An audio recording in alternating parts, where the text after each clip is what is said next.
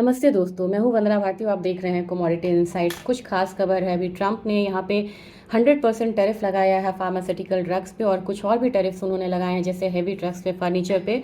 तो आज मार्केट इस पे रिएक्शन जो है वो देगा। इक्विटी मार्केट में यूएस का मार्केट तो यहाँ पे फ्लैट था, लेकिन यहाँ पे अगर देखेंगे गोल्ड में एक पॉज आया है, कल भी एक पॉज था, जबकि सिल्वर में बड़ी तेजी थी। और आज के दिन देखा जाए तो गोल्ड जो है वो $60 नीचे है और स्पॉट गोल्ड में $7 का फॉल है।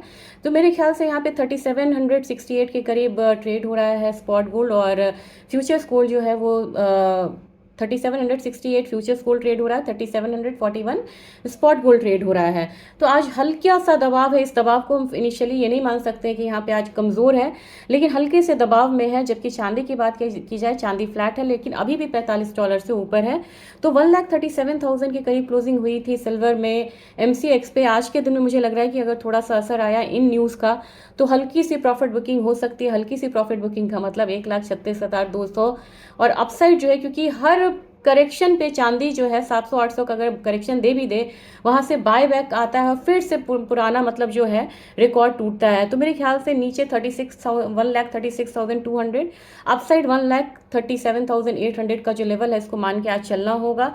देखते हैं कि किस तरफ मूव आती है यहाँ पे, क्योंकि इस बाजार में इस न्यूज़ पे रिएक्शन आना चाहिए। दूसरी चीज़ है कि गोल्ड में मुझे लग रहा है कि 1,12,000 तक का एक मूव जो था वो हम लोगों ने देखा है।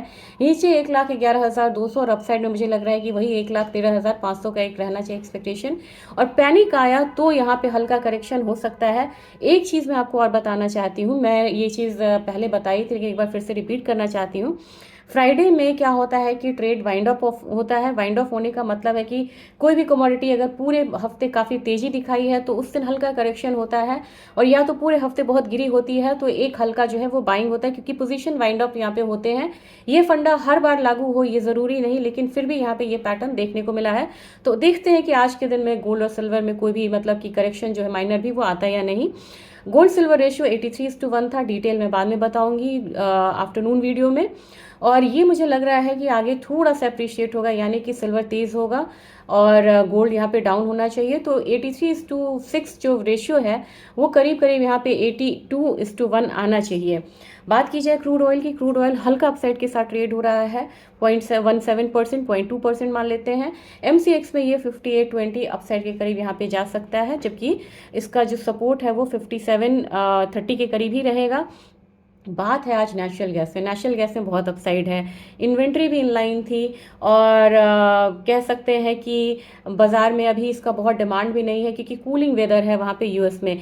इसके बावजूद हम लोगों ने नेचुरल गैस में बहुत ज़बरदस्त एक अपसाइड आता हुआ देखा। तो मेरे ख्याल से आज यहाँ पे आपको 273 275 वाला जो जोन है ना, उसको शॉर्ट टर्म के लिए आपको रखना होगा ध्यान में। और जबकि हमारा जो सपोर्ट है वो 248 के करीब होना चाहिए। बाकी अगर देखा जाए बेस मेटल काउंटर में तो एल्यूमिनियम हल्का सा स्ट्रांग लग रहा है, जिंक स्ट्रांग लग रहा है, कॉपर स्टेबल है, लेड में हल्का सा एक दबाव देखने को मिल सकता है, और क्रूड में रशिया से सप्लाई प्रेशर है, कम हो सकता है क्रूड का सप्लाई। तो हल्का स्टेबल क्रूड यहाँ पे दिख सकता है। ये आज का अपडेट था। मैं डिटेल में आपसे दोपहर में मिलती हूँ। Thank you.